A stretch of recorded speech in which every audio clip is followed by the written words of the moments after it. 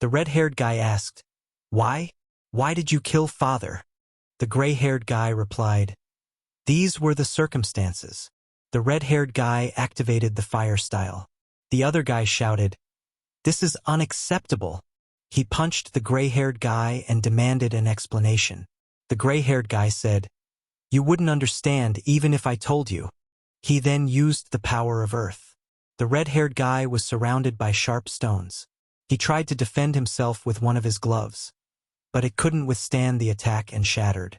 The red-haired guy fell, and the gray-haired guy said, "You're too dependent on your little gadgets." Then he asked him to take care of the family. As he walked away, the red-haired guy shouted after him, "Wait!" He was clearly weaker than the gray-haired guy and begged him not to leave them. We transitioned to a quiet residential area. The red-haired guy stood at a door, holding a kitten in his hands, and asked a little girl, "Is this the one you were looking for?" The girl, overjoyed, thanked him and offered him 10 yen. The guy pulled some candy from his pocket and said, "I have a bonus for you." The girl thanked him, and he waved as she left. Looking at the 10 yen, he thought, "This isn't enough to pay the rent." Behind the door, loud voices could be heard. "If they kick me out, my family will have nowhere to return to." After stepping away, he thought, "I'm the only one who has to do something."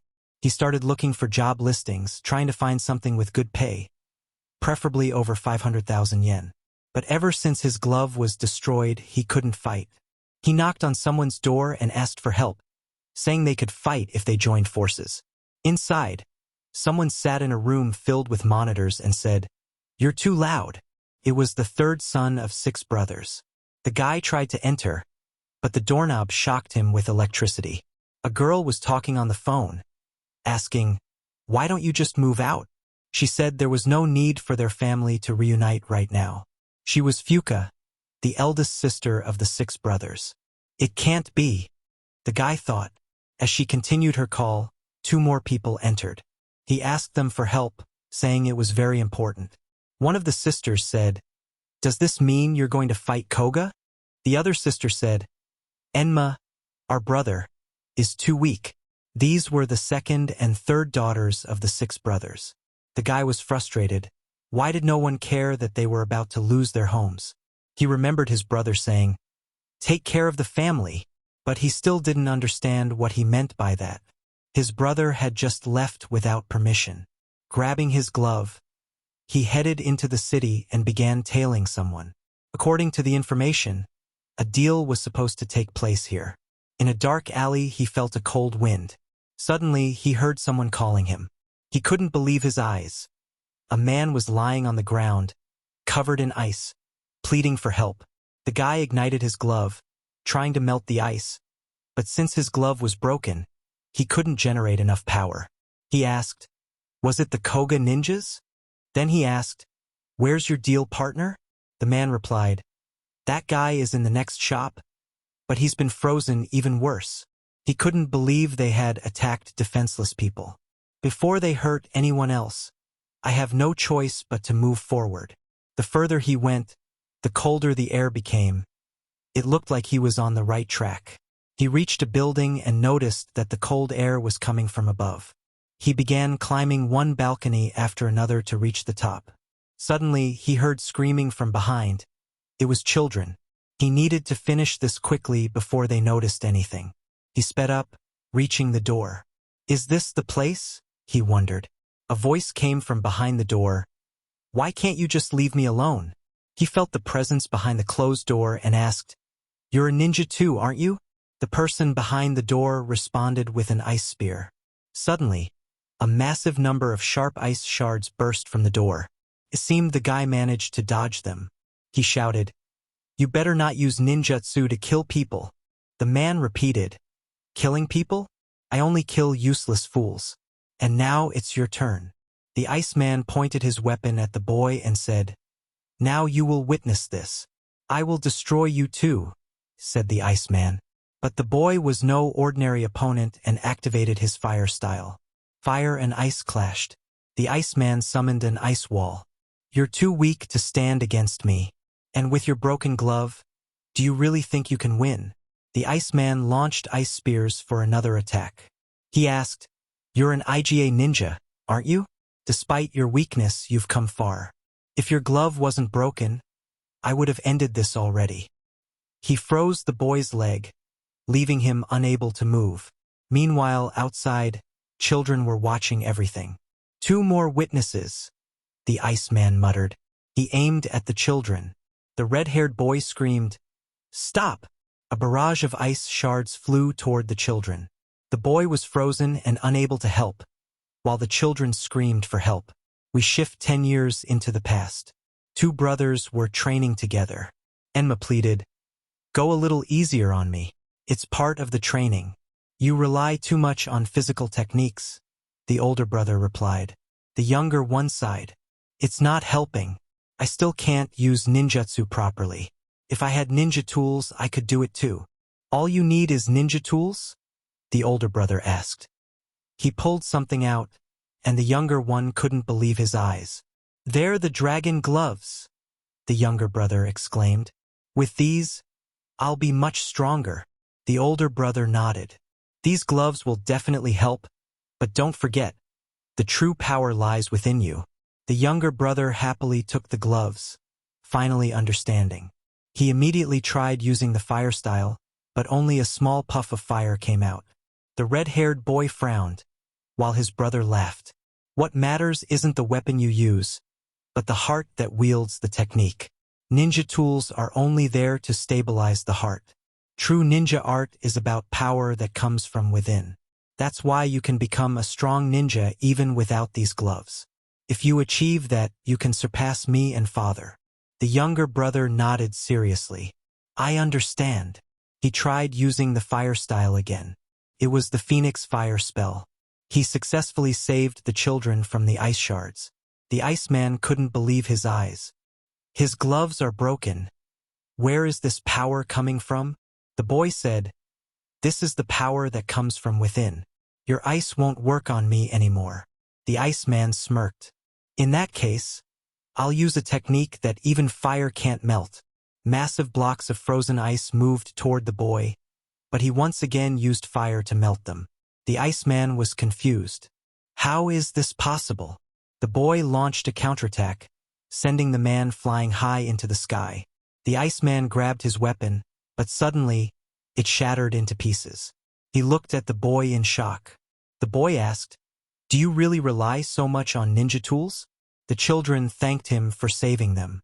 "You're welcome," he said, handing them some candy. "But keep what you saw today a secret." The children suddenly noticed that the candy had melted. The next day, the boy handed an envelope with money for rent. "Sorry for making you wait so long," he told the old man. "It's fine," the old man replied. "I hope your family is doing well." The boy smiled. "Yes, I'm trying my best. My family can return at any time." He picked up a photo of his father and wondered who could have killed him. Meanwhile, a girl was watching him through security cameras.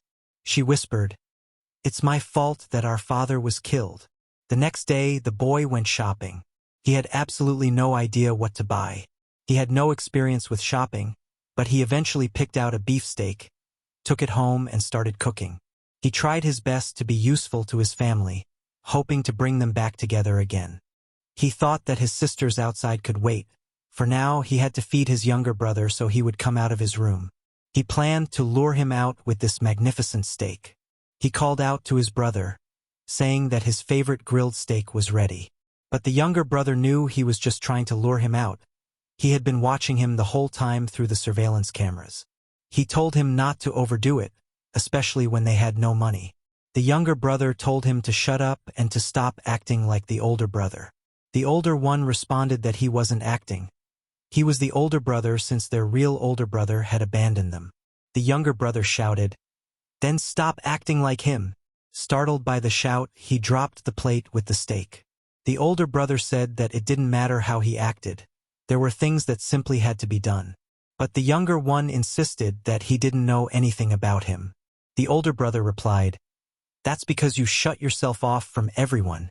The younger brother said he had no family left after their father was killed.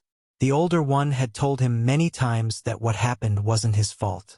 But he couldn't take it anymore and said, "Do whatever you want." The younger brother sat alone in his room, thinking, he doesn't even know how I feel. He thought that if he stayed in his room, he wouldn't hurt anyone else. But how long would he have to stay there? In his thoughts, he pleaded for his brother to talk to him, to help him. His thoughts drifted back to a tree down below. His older brother was calling for him to come down. He saw him, but suddenly, his brother used an earth technique, lifting himself high into the tree to reach him. He extended his hand and said, "Come on, let's go home." The younger brother wiped away his tears. The older one told him not to hold back. He was his big brother, and he would protect him from everything. The younger brother asked, "Even when I grow up?" The older one smiled. "Always."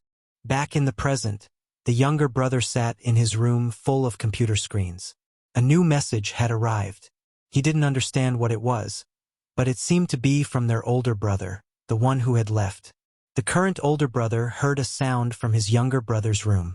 The younger one had run off to meet their long-lost brother. He could finally talk to him again. He arrived at Shibuya Station, where he heard someone call his name. Stepping out from behind a pillar was his real older brother. The younger brother immediately started asking questions. Where was he living now? What job did he have? And most importantly, he begged him to come back soon. The older brother asked, "What happened? Did something go wrong?" The younger brother explained that he had been having conflicts with their current older brother. He never listened to him. The real older brother sighed. "That must be tough. It must be painful that he doesn't understand your feelings." "You're so kind," the younger one said. "But I want to know the truth. Who really killed our father?" A memory resurfaced. The younger brother was sitting in front of his monitors when his older brother rushed in, demanding to know where their father was. "It's urgent," he said. The younger brother had told him that their father was in the backyard. And now he thought, "It's my fault. I told him where he was. That's why he was able to kill him." "But there must have been a reason," the younger brother said. "You wouldn't have killed him for nothing.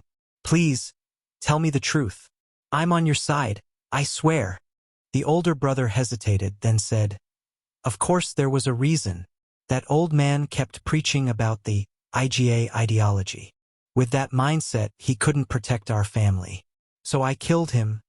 For all of us." The younger brother froze in shock. "Please tell me this is a joke. What do you mean, for all of us?" "No, I did it for you," the older one corrected. The younger brother couldn't understand. The older one smiled. "And I should thank you for helping me kill him. Now we're accomplices."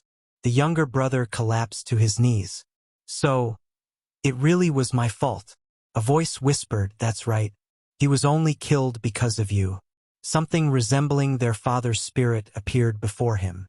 He couldn't believe it. His own older brother had killed their father. "You're just trying to justify yourself," the spirit said coldly. "You're the worst." The spirit's face shifted. It became him. "Just shut yourself away from everything," the spirit whispered. "It's so easy. That way, no one will ever blame you again." The younger brother objected. "No. It's because I don't want to hurt anyone anymore if I stop involving others." The spirit said, "Do you realize that by saying this and living the way you do, you're hurting everyone around you? Do you even have any purpose in life? Just existing, you're causing pain to others. That's your price." The spirit continued. The younger brother agreed. "It would be better for the family if I simply died." Suddenly, a sword appeared behind the spirit, and it swung toward the younger brother.